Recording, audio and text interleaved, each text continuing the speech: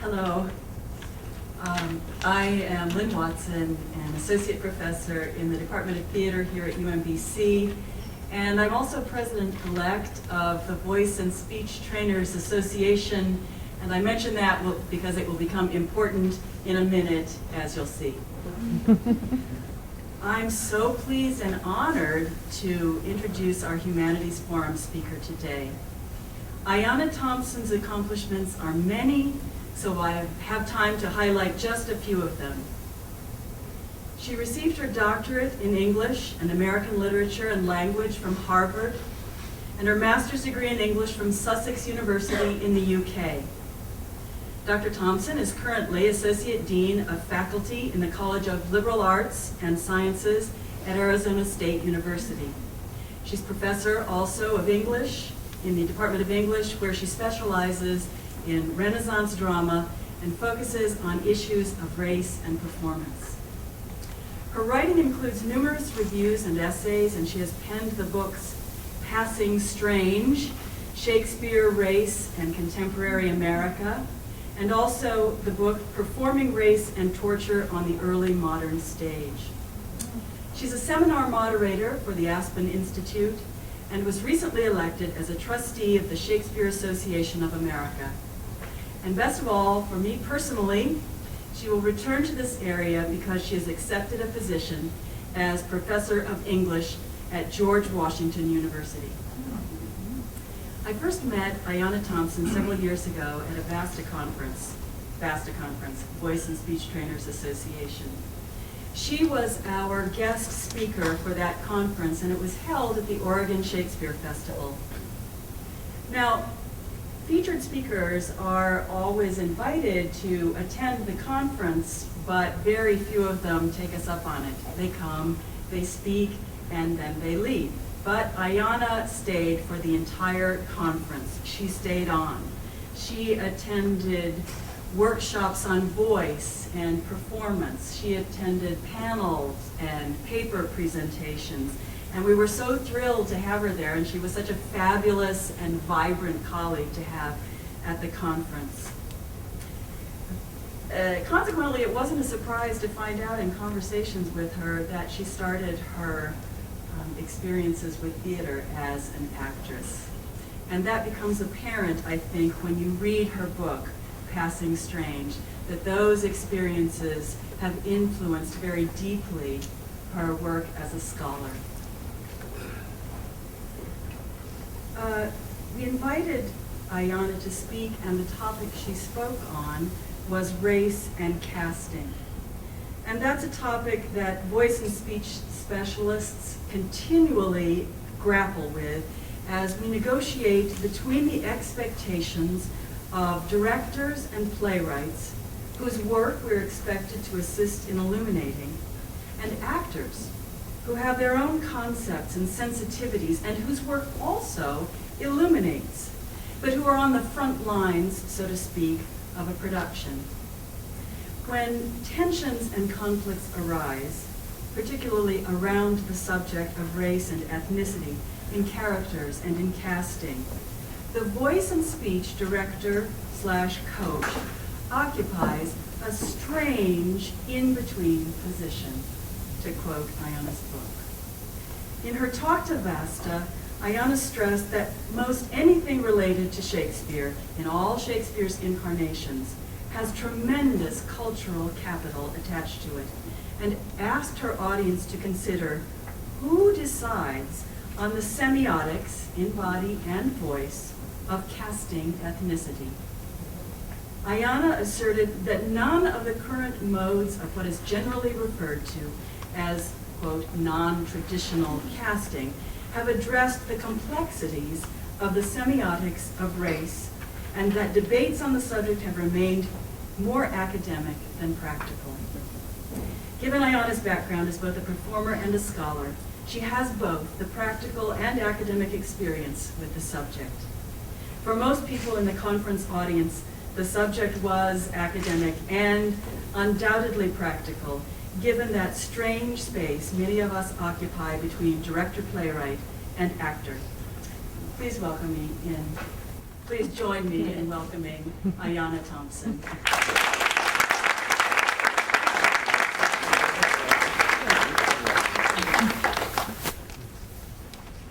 Oh, wow. I'm always embarrassed by these introductions. Thank you, Lynn, for that incredibly generous introduction. And as will become apparent in my talk, the speech that I gave at VASTA and the work that I did with those voice and speech trainers was really seminal in the work that I was going on to do and a partnership which I formed with the Oregon Shakespeare Festival, but you'll hear more about that later.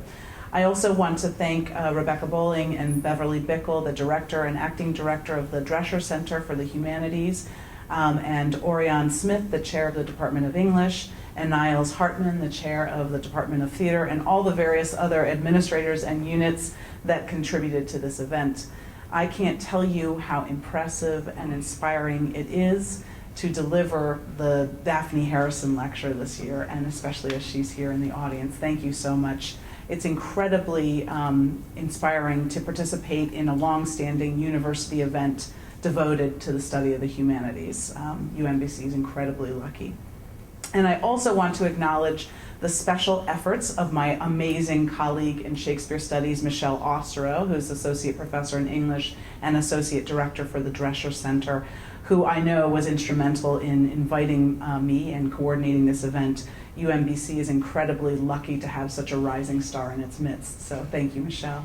A note about my talk, when I am citing other people, instead of doing the annoying quote unquote thing, I'm going to try and perform their voices so to distinguish them from my own. Sometimes it works, sometimes it doesn't, but bear with me. So this lecture will serve as a type of methodology lecture about what I think may be some inadequate approaches in the humanities in general and in performance studies in particular. More specifically, it is a lecture about how we, as scholars and students, assess, analyze, and interpret audience responses to non-traditionally cast productions of Shakespeare's plays. So what is non-traditional Shakespeare? Is it Denzel Washington dressed up as Shakespeare? Or Will.I.am as the bard? These images, of course, have as much to say about Shakespeare's continued cultural capital in the 21st century as they do about non-traditional Shakespeare. And I know this next slide is incendiary in a way, but I'll get to it. Instead, I'm interested in asking about the semiotic significance of an actor's race, color, and/or ethnicity.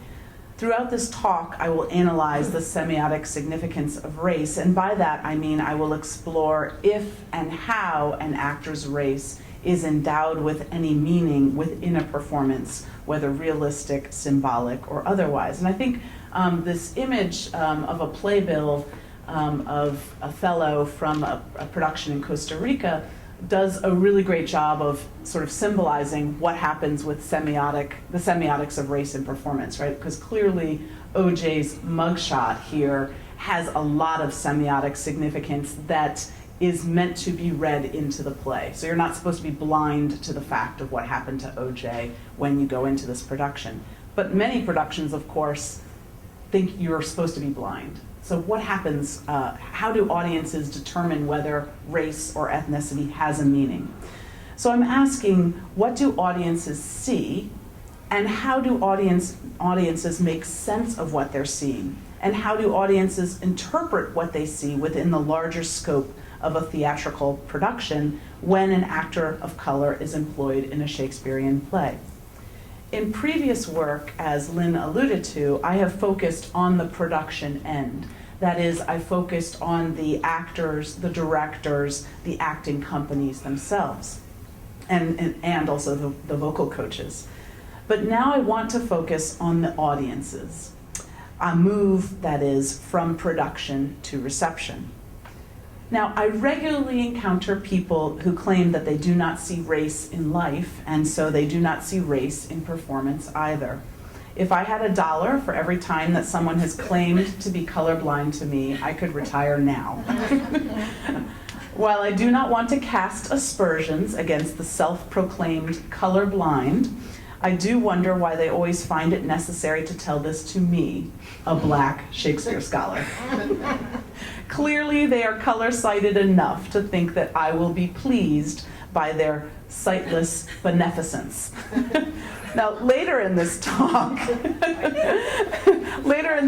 I will briefly address some of the problems with an uncomplicated and unexamined promotion of color blindness, but the main focus of this talk will be an examination of how audiences determine whether or not race has a meaning within a production. So what I'm saying from the outset is that I think audiences notice race. Okay, so I'm taking that as a given, but you can question me about that later if you have a differing point of view.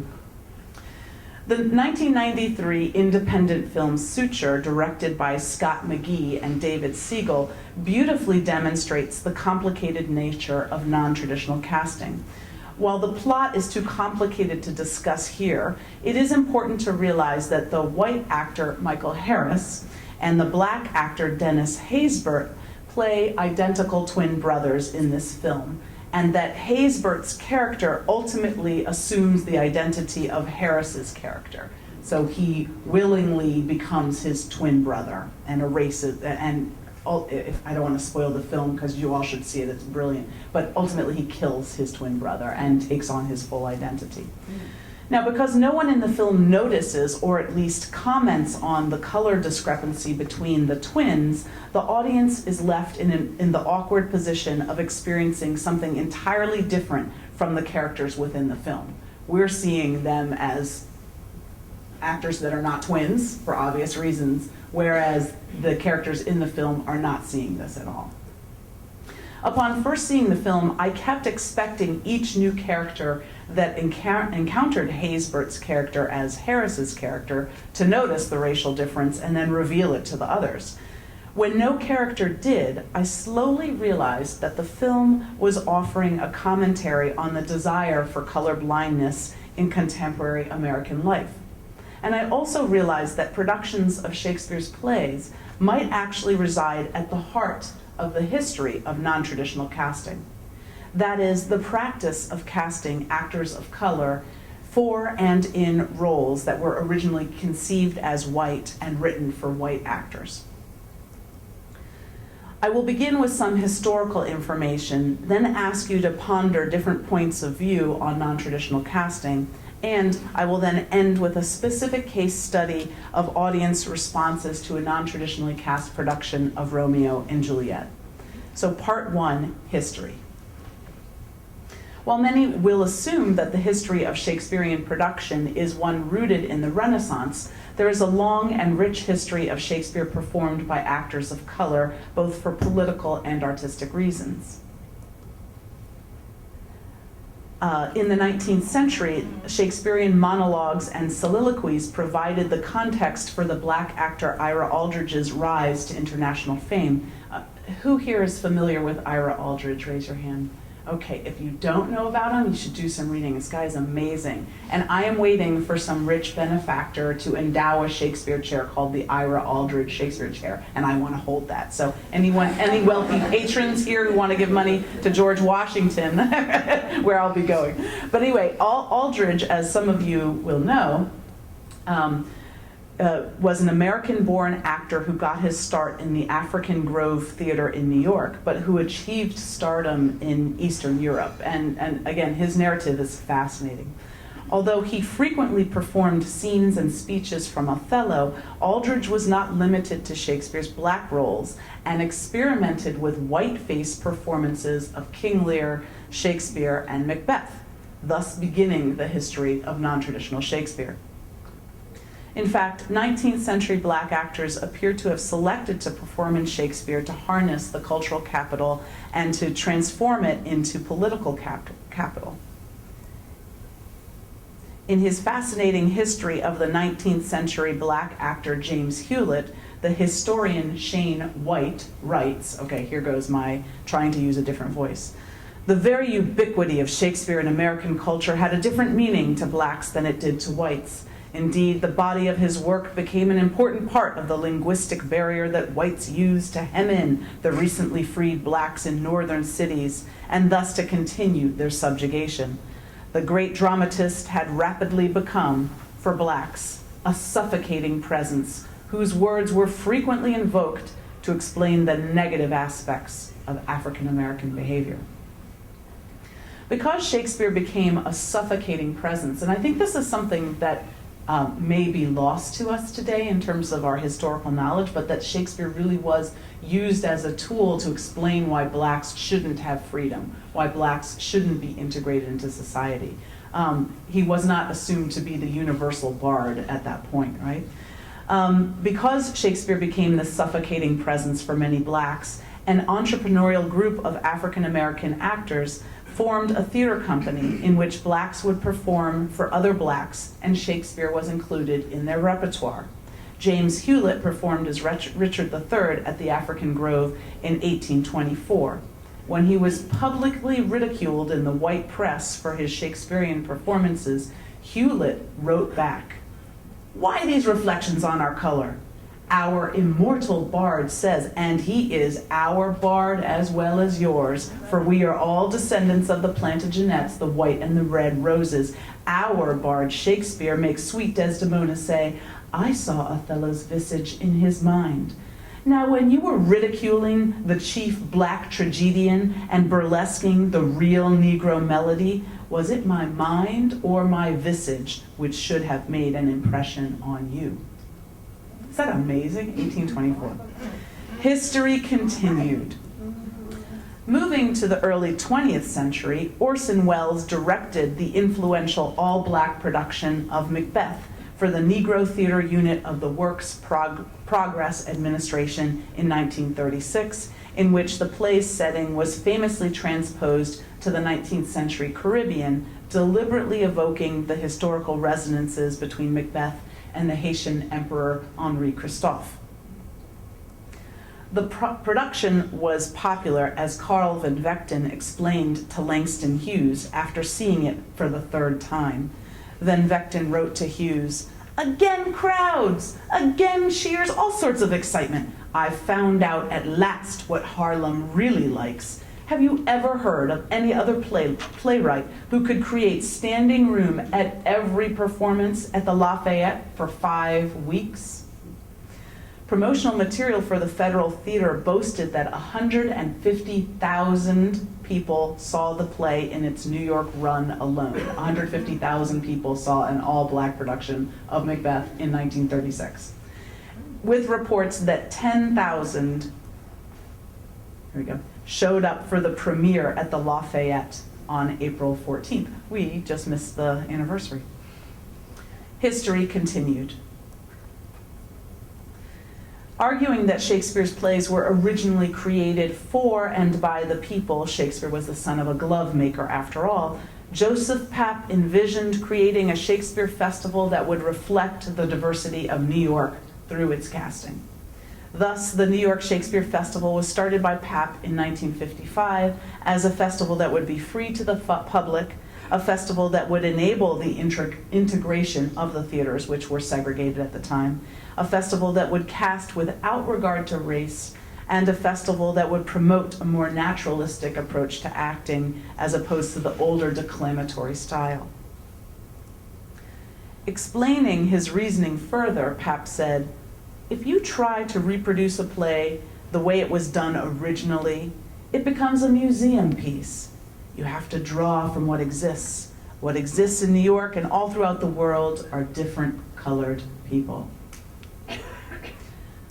Moreover, Papp promoted the notion of Shakespeare's universality to bolster his non-traditional approach. If Shakespeare's plays were about all humanity, Papp argued, then it made no sense to cast his plays with white actors only.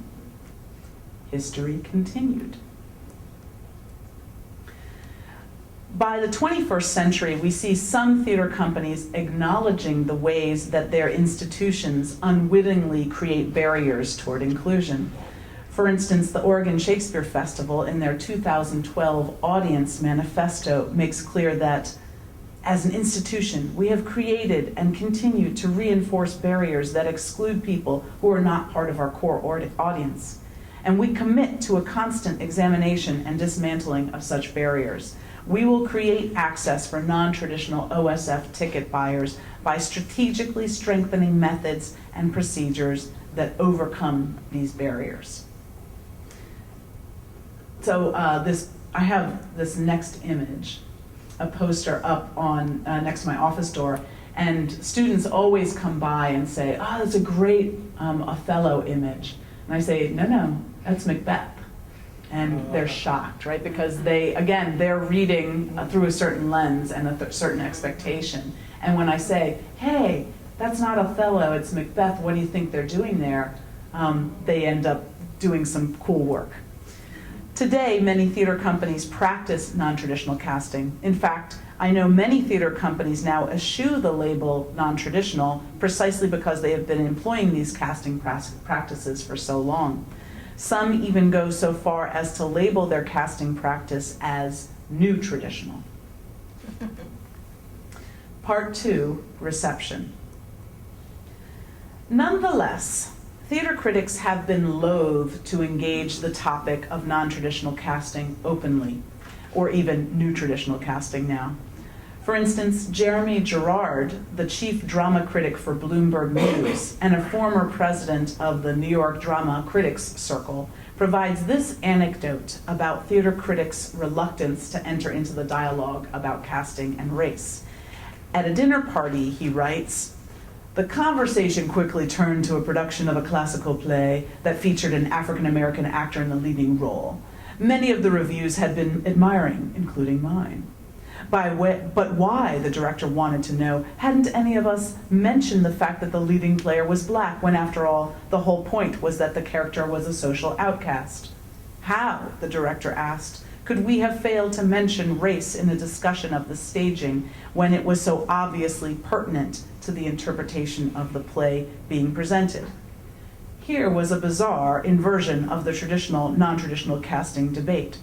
For if the ultimate goals of colorblind casting is colorblind theater going, the critic is caught in a kind of catch-22. I can't mention the race of an actor without risking offense, but unless I risk just such offense, I may end up looking foolish, something, believe it or not, that most of us prefer to avoid. And I think this is a brilliantly open statement from Gerard, right? Because he's saying, I have no idea what they intend, and so I just have to treat everything as colorblind and say I don't even notice it, right? So that has been his approach. Most theater critics won't even tell you that much. So let's applaud that openness. If we have surveyed the viewpoints of actors, directors, and acting companies about the impetuses behind non-traditional casting, does that tell us anything about how audiences respond, or how someone like Gerard is confused? In other words, I want to ask and answer what audiences see and how they make sense of what they're seeing. Within performance studies, reception is often gauged anecdotally. Theater critics include tidbits from eavesdropped conversations in bathroom stalls. Actors and directors memorialize stories about their patrons. And theater historians render these juicy stories into the history of a given production's receptions. While scholars like Susan Bennett have encouraged us to think about audiences and reception in more complex ways, performance studies as a field has not made many advances in the area of reception. The anecdote still reigns supreme. Because of my interest in the formation and perseverance of racial constructions, my work has been both historically and theoretically informed, encompassing texts from the 17th century to the 21st century. While I'm proud of my research and the publications to date, in many ways I have grown increasingly critical of it. For instance, the practical implications of my work have revealed the limits of both my theories and methodologies. And when I say the practical implications, what's happened recently is something I could not have anticipated or did not anticipate. That theater directors are now creating productions that are based on my research. And so, for example, Peter Sellers, who directed the 2009 production of Othello at the Labyrinth Theater in New York, starring Philip Seymour Hoffman and John Ortiz, specifically invited me to come to the production because he said it was based on my research. And likewise, Rael Mirakajas, a young black director who's really talented, did a production of Macbeth at the National Black Arts Festival and Georgia Shakespeare Festival. And again, she invited me to come out and speak because she said this whole production was based on the book that I co-edited called Wayward Macbeth. So there was no way that that I could have foreseen that directors would be reading my work and then put it into practice. So that change has made me reevaluate some of my methodologies. Okay. So I'm still interested in asking and answering how audiences read, interpret, and understand the semiotics of race in classical performances, but I'm less comfortable with the ways that I answered those questions in the past.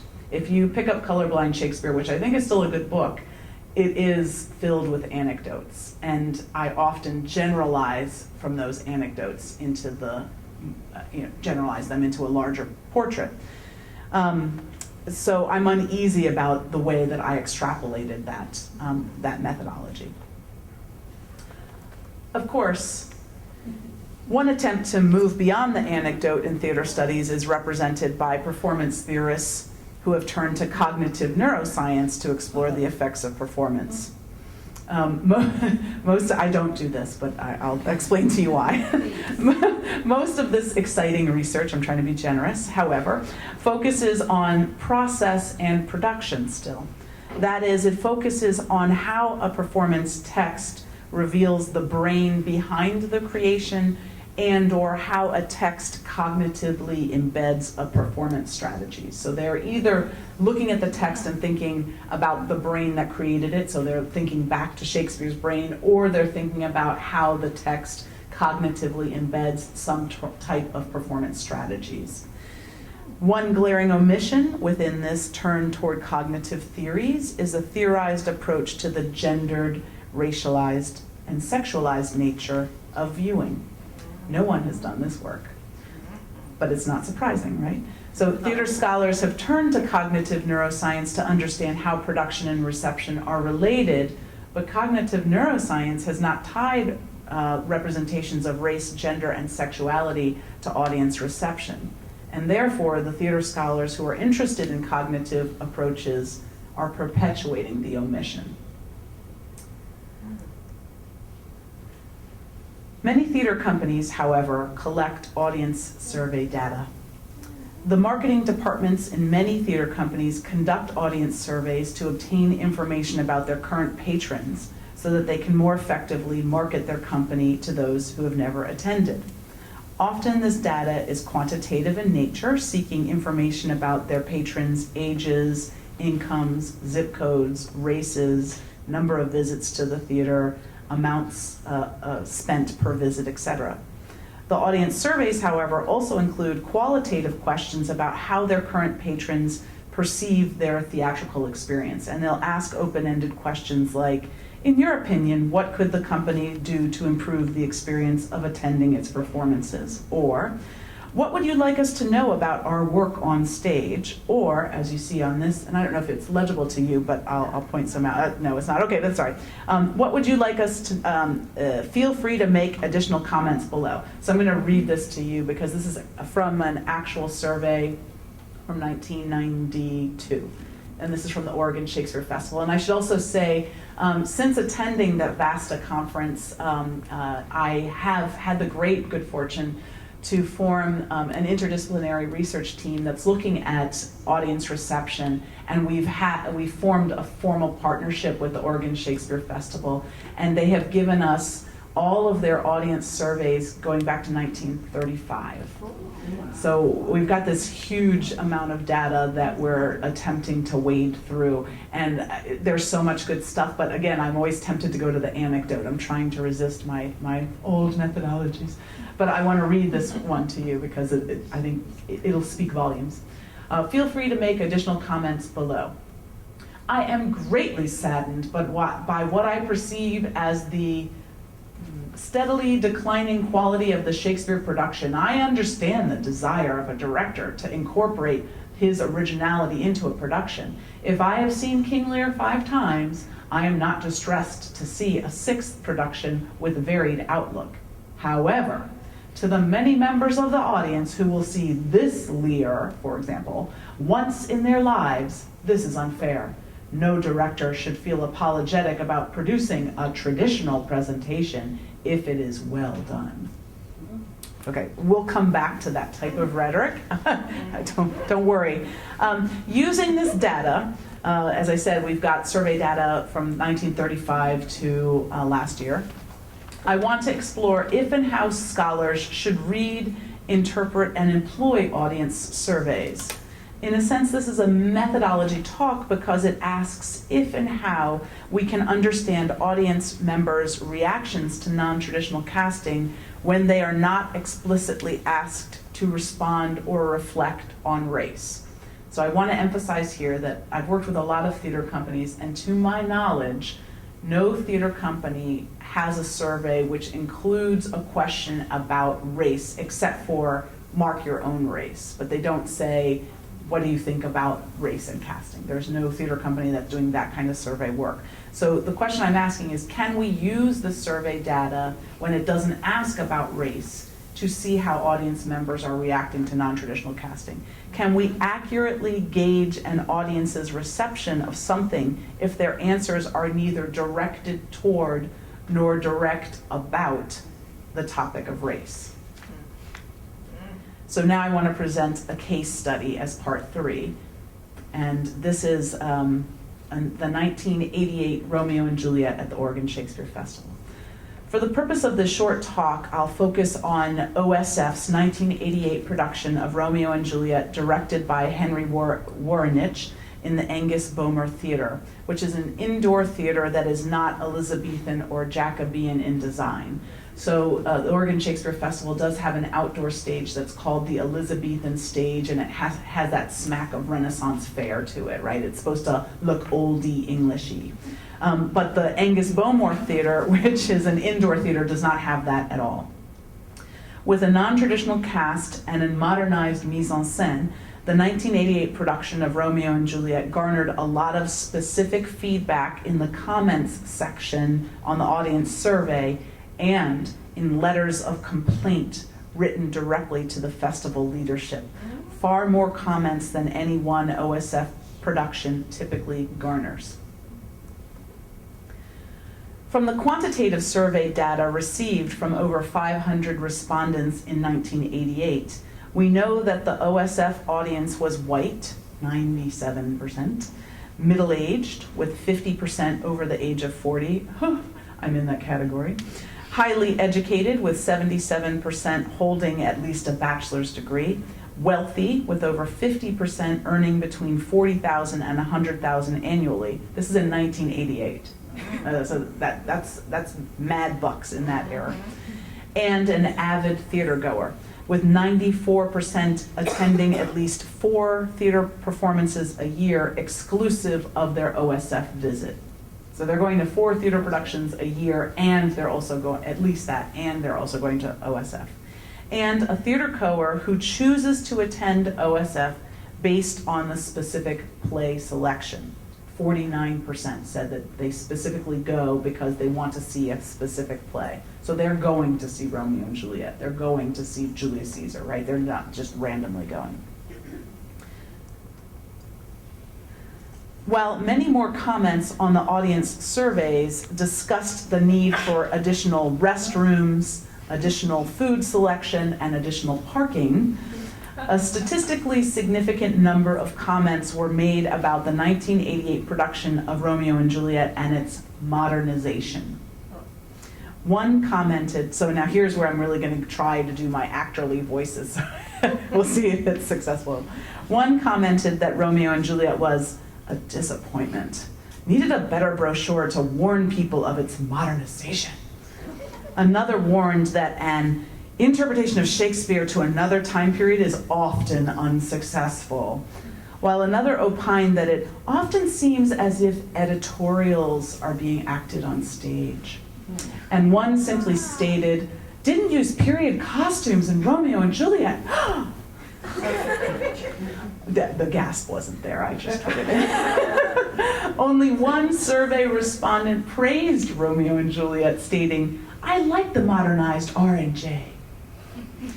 None of the survey respondents made explicit comments about race, with the exception of one respondent who advocated for more plays by women, more blind casting, hiring minorities, plays with stronger roles for women. I'm convinced that this was written by an actress, maybe a black actress, but that's the only comment on the survey that mentions race, and it's a positive one.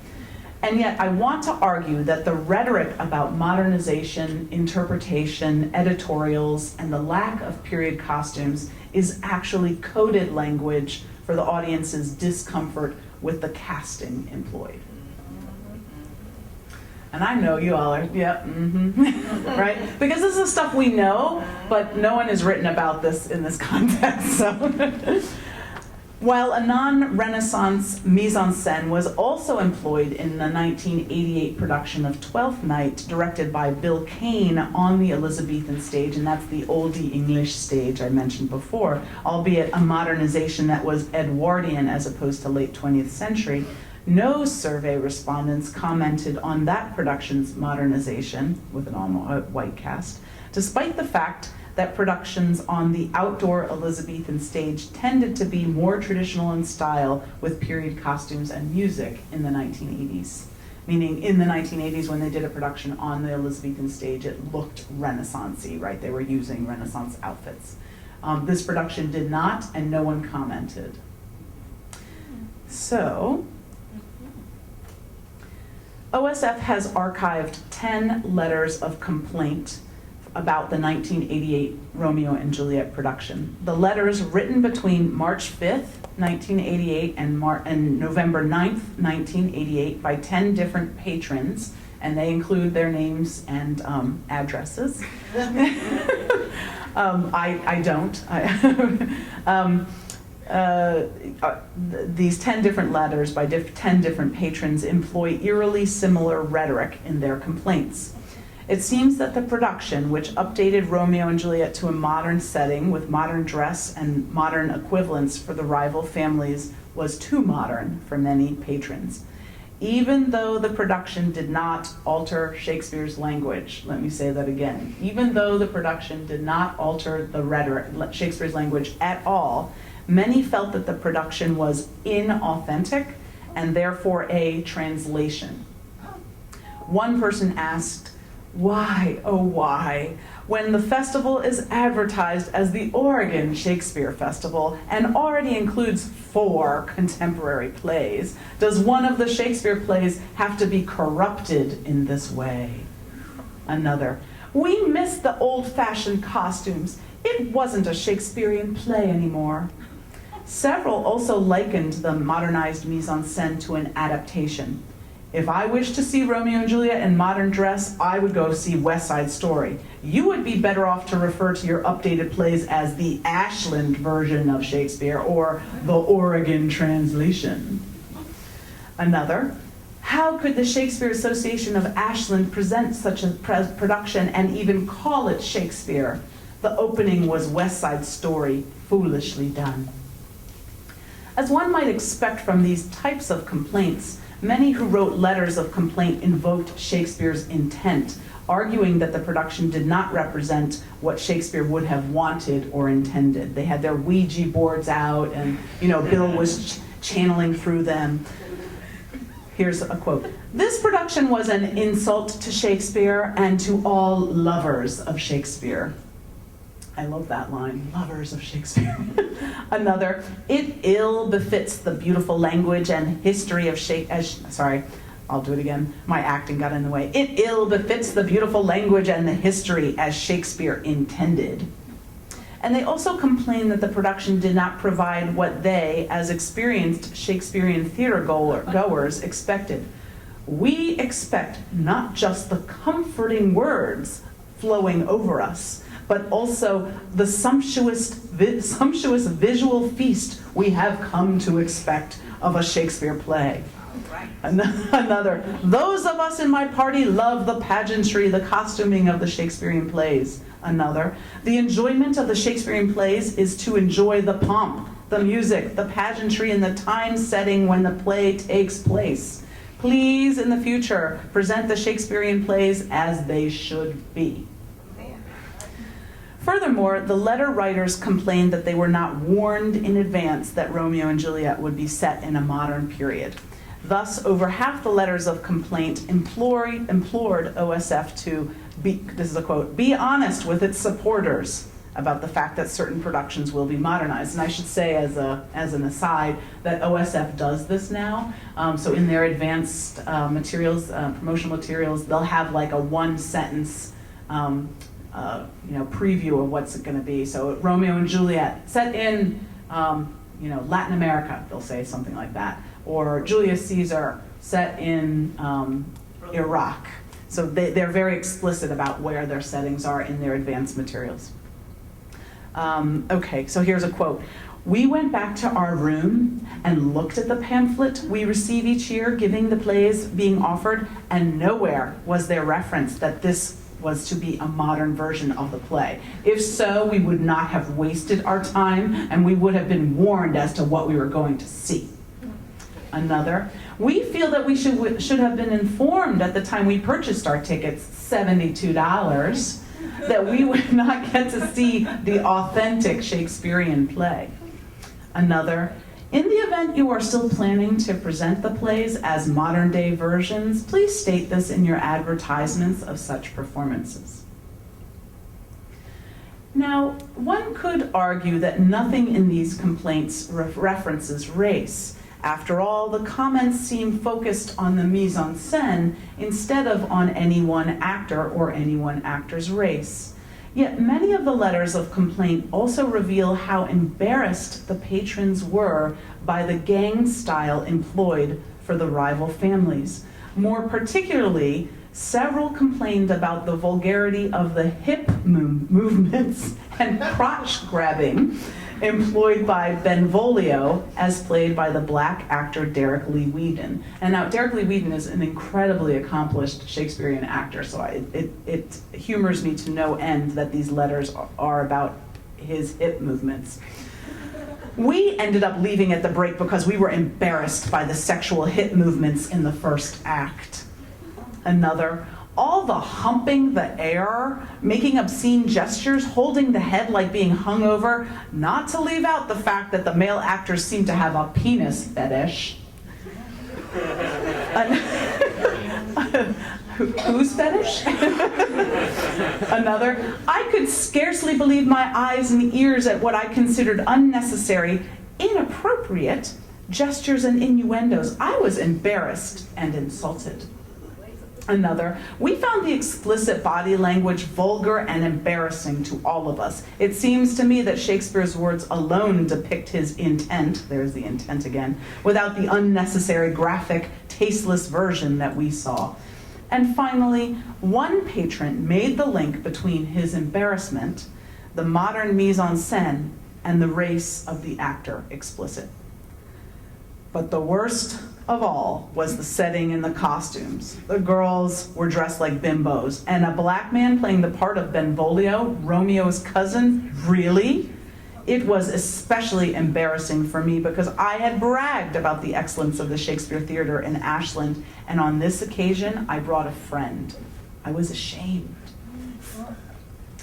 I think it's worth pondering why so many patrons expressed feelings of embarrassment and shame about a theatrical production. I mean, right, the stakes are low here, right? More typical complaints employ the rhetoric of annoyance and disappointment, and these terms were used in some of the letters cited above. Nonetheless, there was a constellation of complaints that were tinged with something else, a deep discomfort about something they perceived to be vulgar. The vulgarity, however, was not nudity or foul language or explicitly rendered sexual acts. Rather, it was a comportment, a style, a decorum that might now be called euphemistically urban. That is a style that is heavily influenced by Black culture. I think reading the audience surveys and letters of complaint in toto helps to reveal the coded rhetoric that avoids a direct discussion about the non-traditional casting in general and race in particular. The same coded language was used in a special program note written by the artistic director at the time, Jerry Turner. Entitled Celebrating Tradition, Celebrating Innovation, the brief essay carefully alludes to the fact that certain audience members were disappointed by the innovative turns taken by the company. Turner writes, "Some in our audience, if my mail is to judge, are disturbed by certain liberties we've taken with tradition. Some feel betrayed. Some feel they want a safer product, which they have come to expect and feel they have contracted for. Most are polite. Many write more in sorrow than in anger. On this end, some of us feel pained by their seeming unwillingness to enter without a gentle and reassuring guide, an expanded world beyond the well-explored familiar forest." Now, it's clear that Turner was attempting to address past and anticipated future complaints about OSF's modernized production. But it also seems as if he is attempting to address an expanded world that is diverse without actually talking about diversity or race or ethnicity or sexuality, right? So it's all hidden in these weird euphemisms, expanded forest. Now, I can also imagine that one might argue that I'm misreading the surveys and letters of complaint by reading them through a specific lens, the lens of a performance race scholar, which necessarily colors my interpretation of the text. I can also imagine that one might argue that I am asking others to look for something that is not there, that I'm asking future performance scholars to put race into the center of their frames of analysis, even when audiences resist explicit discussions of it. This is, of course, would be viewed as poor methodology if I were a social scientist, and I am happily not. I'm not asking if race impacts an audience's reception. Instead, I assume that race impacts reception, and I am asking how the impact manifests itself. Okay, I'll repeat that. I'm not asking if race impacts reception. I assume it does. And I want to ask instead how that impact manifests itself. I'm making this claim because I agree with W.J.T. Mitchell's recent assertion that race should be treated as a medium through which we experience, read, and interpret our society. And I think this is especially true for non-traditionally cast productions of Shakespeare. Have any of you read Mitchell's new book? It just came out next. It's brilliant. It's called Seeing Through Race, and it's published by Harvard University Press, 2012. Mitchell argues that race is not merely a content to be mediated, an object to be represented visually or verbally, or a thing to be depicted in a likeness or image, but that race is itself a medium and an iconic form, not simply something to be seen, but itself a framework for seeing through, or as Wittgenstein would put it, seeing as. Thus, OSF's 1988 audience survey and letters of complaint do not explicitly address race as the object being viewed, right? They don't put that as the object. Instead, they reveal that race is the medium through which the audience assesses the production, right? They're 97% white audience, wealthy, middle-aged, etc.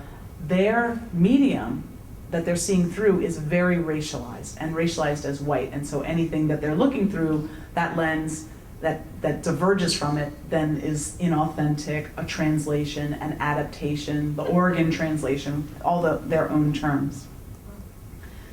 In addition, it should not be surprising that race was not the object inside the frame because race scholars have long argued that Americans are implicitly taught that race is a taboo topic not to be discussed in polite society, especially a polite and racially mixed society. Beverly Tatum, the president of Spelman College and a developmental psychologist who studies the effects of cultural constructions of race on the development of young children, warns, children who have been silenced often enough learn not to talk about race publicly. Their questions don't go away. They simply go unasked. I see the legacy of this silencing in my psychology of racism classes. My students have learned that there is a taboo against talking about race, especially in mixed settings, and creating enough safety in the class to overcome that taboo is the first challenge for me as an instructor. But the evidence of the internalized taboo is apparent long before the children reach college. It's also worth remembering that the 1980s saw the growth in the awareness and policing of politically incorrect behavior. Many feared that even mentioning race would render them vulnerable to claims of political correctness, incorrectness, or racism. Thus, the taboo that many children learn was further reinforced by that specific cultural moment, writ large. Oops.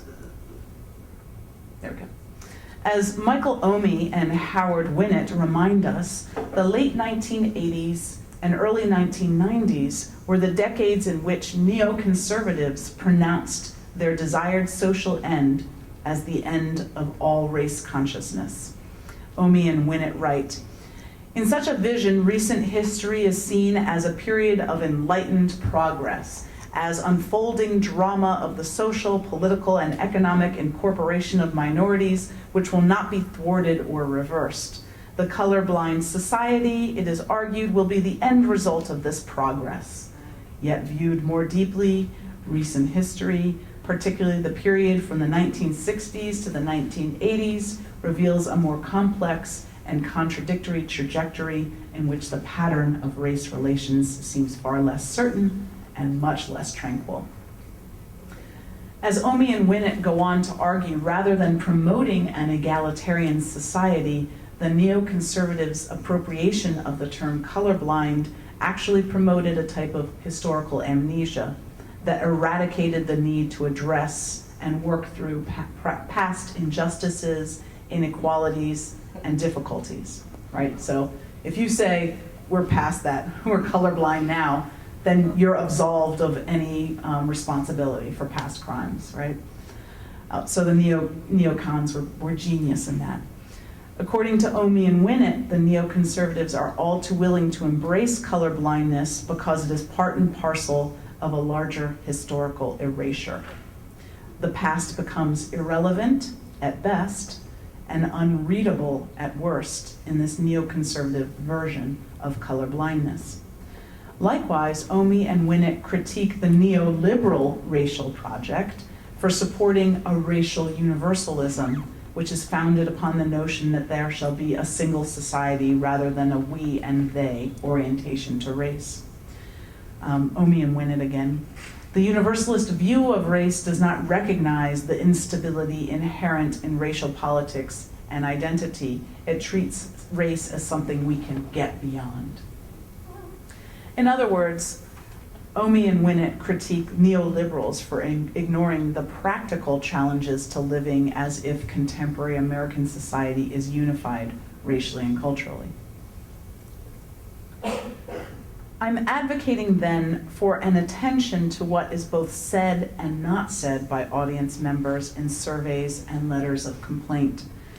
This data in aggregate may help us to move beyond the anecdote of one person's statement to more subtle rhetorical patterns about race's impact on reception.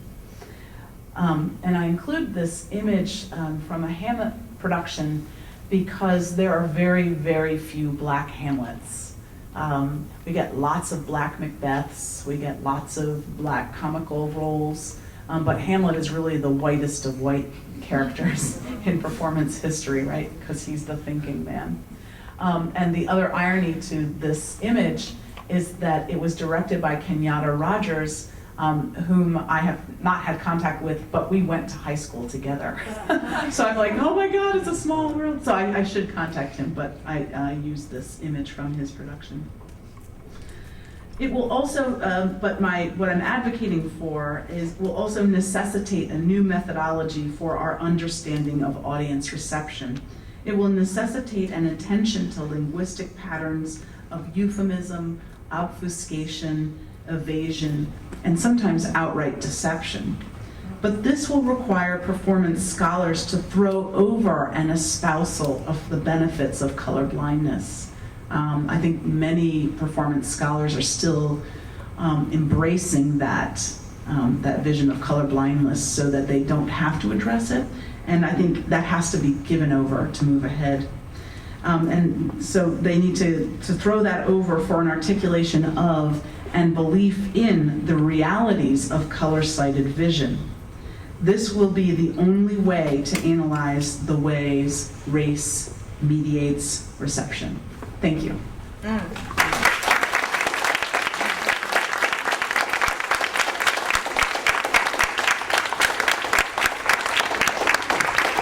I'm sorry, that was sort of a dense paper, probably something that's easier to read than to hear, but I would love any questions or dialogues, debates. Yes?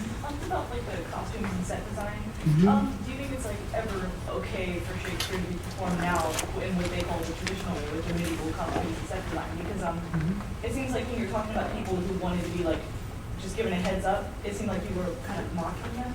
But I guess some people like the nostalgia of it. It's not like they don't approve of a different interpretation. Sometimes they just go for the nostalgia, and it seems like you were kind of judgmental of that. I was, indeed. That medieval time restaurant because you think it's cool to sit around like a nerd with all this medieval stuff, and you get there, and it's a regular restaurant, and you paid money for it, and they didn't tell you. I'd be a little upset. I'd be like, oh, I want to go like nerd out, and it seemed like people who were complaining. I don't think they're saying that they don't like the interpretation. It's just not what they want to see. Some people just like the nostalgia.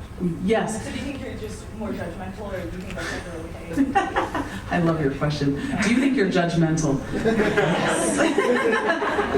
Yes, I can answer this in a couple of ways. There is a recent movement with the opening of the New Globe in London for, it's a movement called the Original Practices Movement, where they are attempting to put on productions, many of them with all male actors, so that you'll have young men playing the female parts in Renaissance costumes. A lot of times they'll try and actually use the same materials that would have been used in the Renaissance. So they do hand stitching, universal lighting, so they don't use any artificial lighting. They don't use any artificial amplification, no microphones. And that movement is quite interesting if it can produce some new knowledge about theater.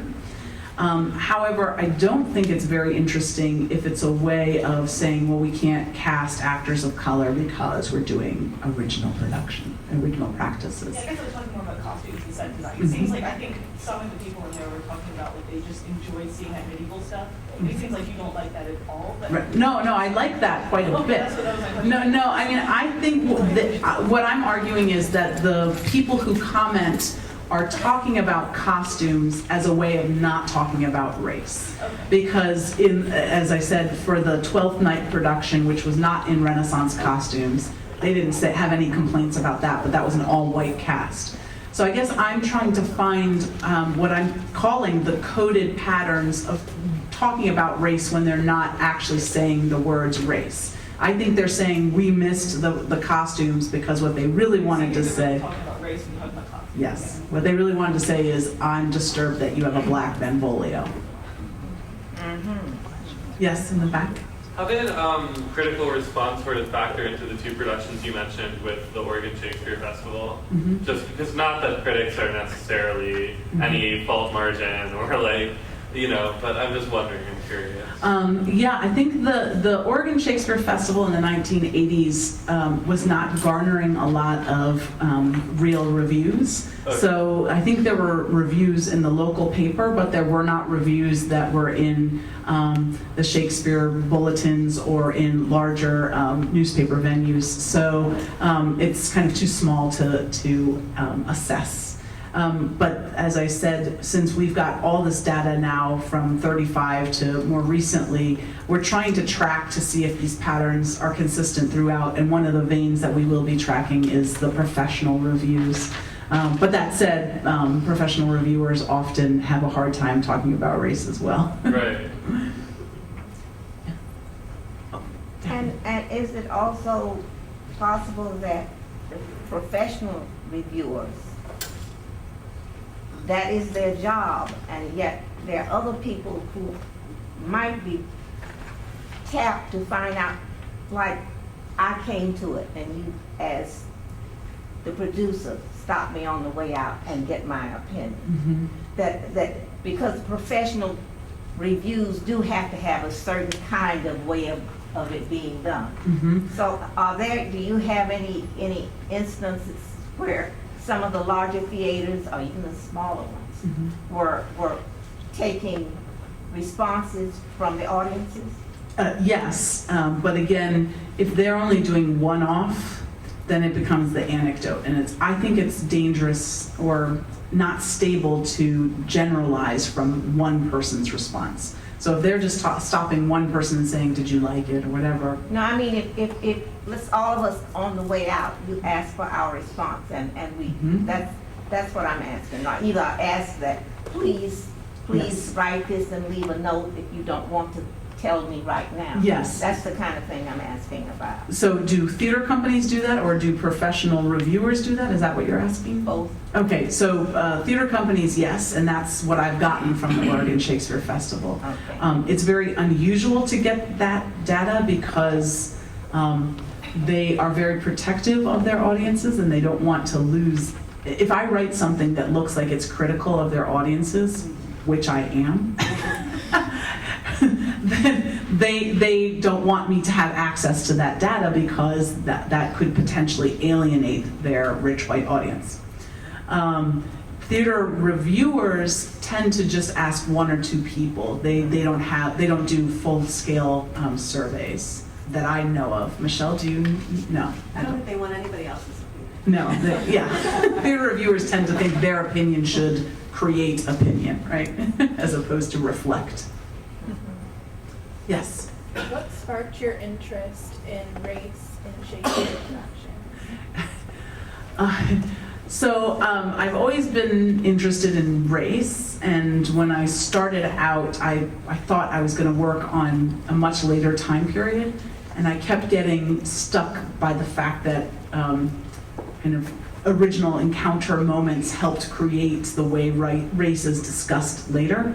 So I kept moving backwards in time. I started out as a modernist and then ended up in the Renaissance. But in terms of contemporary productions and race, I literally was standing at and I don't know, do you know this story, Michelle? I was standing at the table at the Shakespeare conference. Talk about Nerd Fest. We do this once a year, 1,000 Shakespeare scholars together, and we talk about Shakespeare, but there's a book exhibit where all the editors from the presses are. And I was standing at a table and I said to a friend of mine, I can't believe that no one has written about non-traditional casting in Shakespeare, because I had been thinking about some of these questions, and I started looking to see who had the answers, and there wasn't anything. And the editor from Routledge was sitting there, and he said, "Oh my God, you have to do the book." And now, meanwhile, I was a graduate student, and I was like, and he said, "No, I'm serious, you have to do the book." And he found me, like a year later, he sent me an email and he said, "I'm serious, you have to do the book." I did the book. So it was like a gift to me, really. And I just thought I'd do colorblind Shakespeare and I'd be done with it. And no, I keep having to come back. But there's so much more to do, right? I mean, the conversation is definitely only at the beginning. And the other thing I should say, my talk is very American focused, right? In the UK, the dialogue is probably 30 years behind us.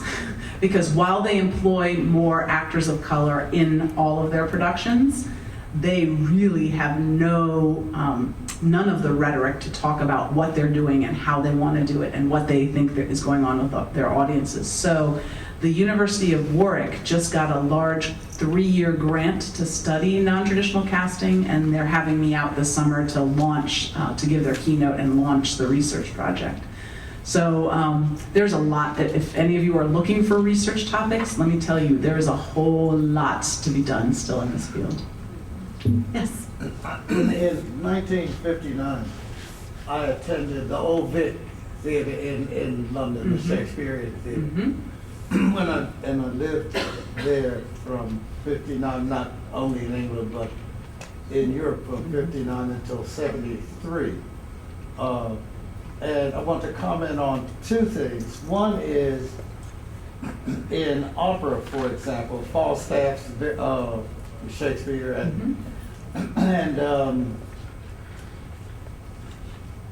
I have a problem with the scenery and the costumes and the language and the decorum being changed from the original because it's someone else's work, to modernize it. For an example, after a 5-year absence, and I returned back to Europe, I was so excited to go to Munich and at Salzburg in Vienna, and to see a Wagnerian opera. And the Rhine Maidens were 3 bank tellers. Photon was the manager of the bank.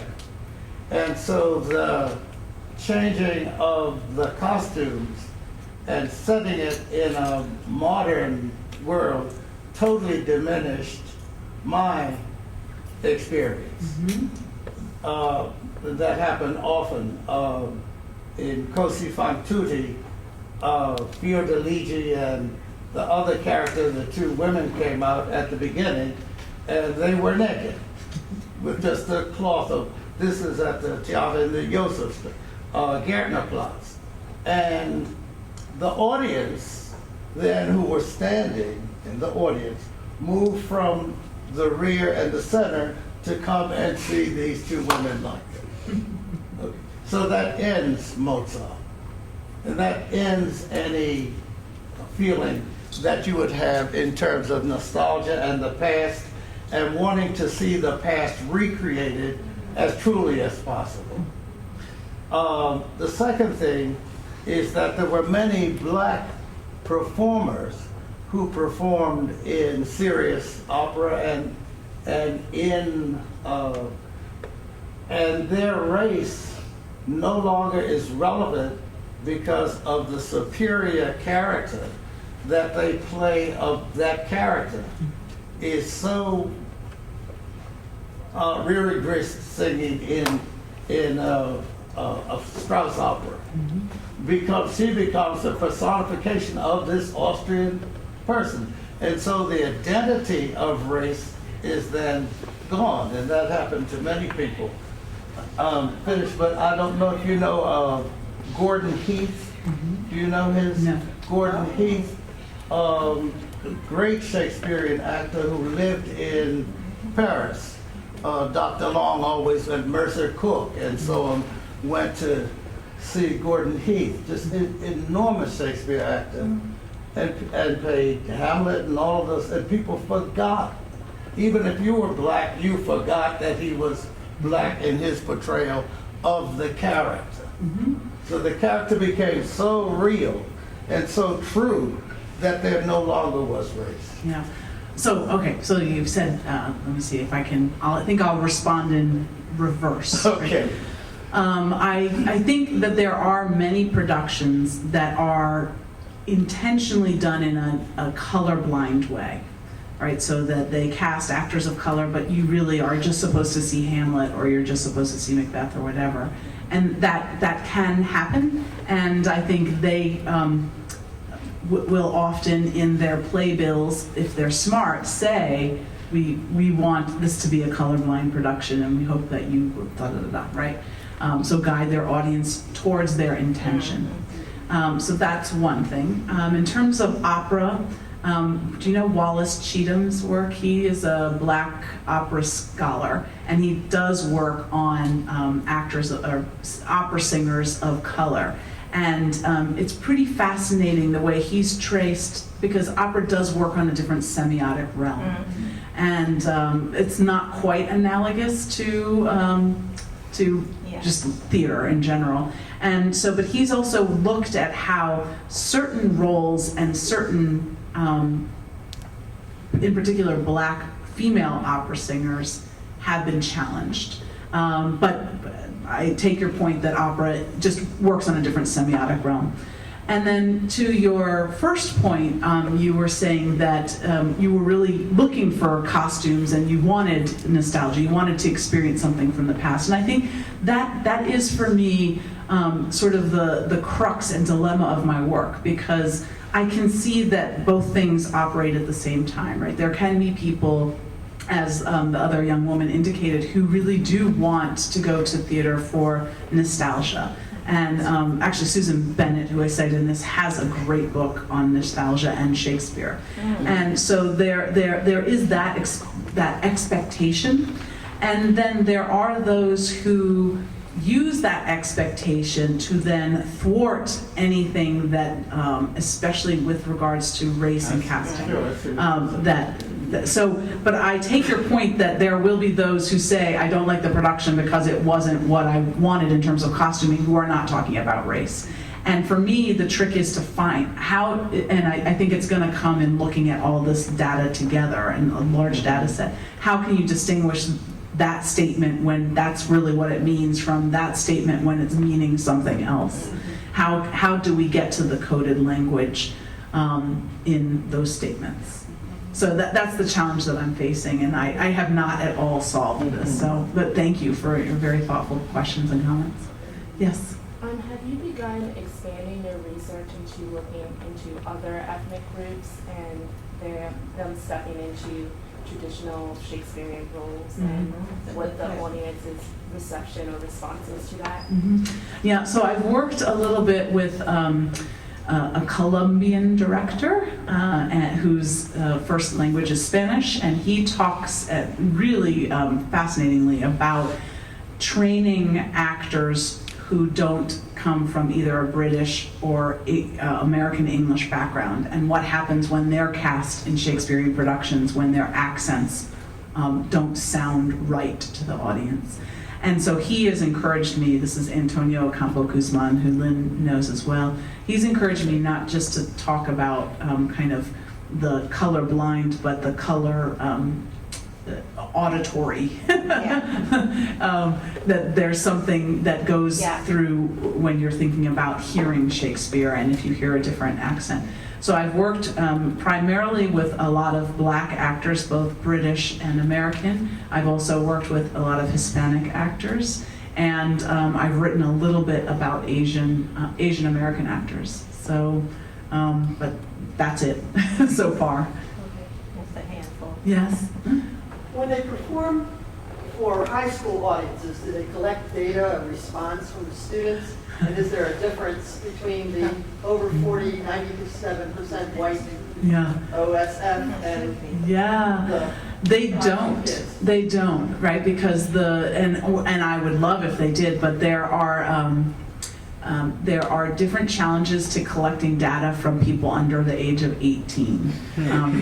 Institutional review board stuff and ethical guidelines to surveying young people.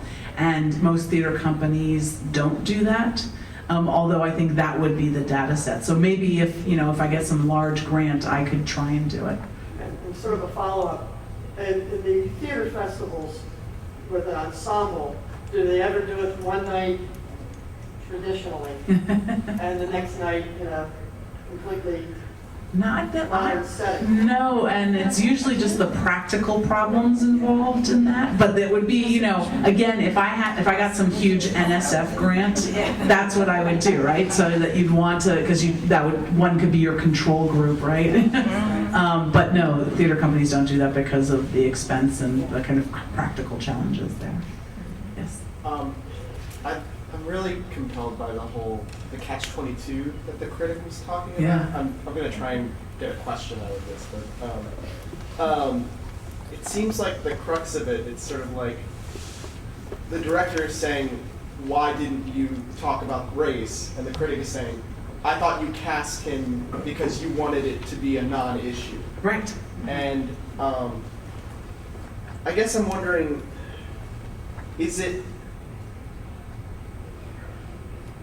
how do you feel about a director casting a black actor as a way of being confrontational or to incite audiences or I guess rather, is it inevitable that even if they don't have any sort of agenda, will audiences perceive an agenda? Simply because well, that's the question I'm asking, right? And so one thing that I didn't mention here, but that I've written about in my books, is that there are, of course, different types of non-traditional casting, right? So colorblind is one version, right, where the assumption by the theater company and the theater director is that that's not going to be a factor. It's not semiotically relevant. And I think there are productions where that is successful. But there are also, let's see if I can remember all the different categories. There's cultural casting, there's cross-cultural casting, there's conceptual casting, there's societal casting. So there's different types of non-traditional casting. And the problem is that they all stem from different intentions. And they all assume that audiences will be able to decode those intentions. Yeah. And what I'm saying is, fine, whatever your intention is, great, but how do you know what your audience is seeing and how are they making sense of that?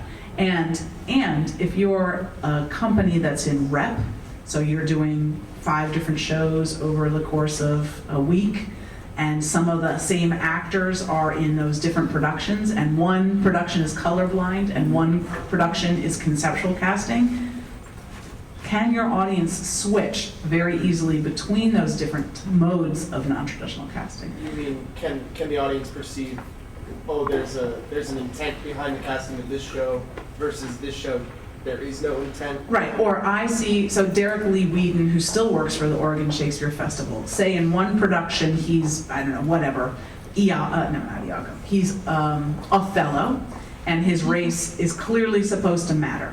He's supposed to be black. And then the next night you go and see him in A Midsummer Night's Dream, and he's Theseus, and his race is not supposed to matter. Does the audience make that transition? How do we know? So these are the questions that I feel that people have made assumptions about. Both theater companies, actors, critics have made assumptions about how audiences do this, but no one has really dug in and asked, are you sure, and how do you know? And so that's what I'm trying to do, but it's really, I'm at the beginning of this type of work. Yes, in the back. While you were talking, I was thinking about the Marble Mines production of Lear, where Lear was played by a woman. And so there's all this cross-gender casting, and then I don't remember if it was Goneril or Reagan, played by men. So one of their wives was played by this beautiful, young, sexy black woman. And I remember being in the audience, and so you're in New York, and everybody is, we're New York, so we're used to different things in theater, and we're open to all of it. And all the discussion was about gender, and how clever they were that they placed it in the South in the 50s. So culturally looking at matriarchy. No one was talking about that woman who, when she walked on stage, it was striking. And I kept thinking, oh, well, the gender is such an issue in here. They haven't gotten to that yet, right? And that was the feeling of it. And I don't even remember in the criticism, though I remember some was a lot about gender. that it seemed to me it was such a striking intention by casting that woman, that I wondered if the audience just felt they had to be dealing with gender and couldn't even look at the other. It was kind of startling to me that that was the case. Yeah, no, and I think that's a great example of the ways that theater companies are trying to do lots of really innovative things, and they're really trying to push their audiences to expand their horizons of expectation. Right. But that oftentimes, as you say in that anecdote, there are only a couple things you can kind of deal with at a time, and oftentimes race will be left out, or sexuality will be left out, or Oregon now hires regularly a deaf actor, so ability. And I mean, I think there's interesting work coming out about, like, a theater critic just presented a paper at the Shakespeare conference in a seminar that I was in, and where he said, I don't know how to write about a deaf actor and his signing. Am I supposed to judge it aesthetically? So I think there are a lot of challenges to the audience, and usually there's only a certain number of things that can be dealt with at a time.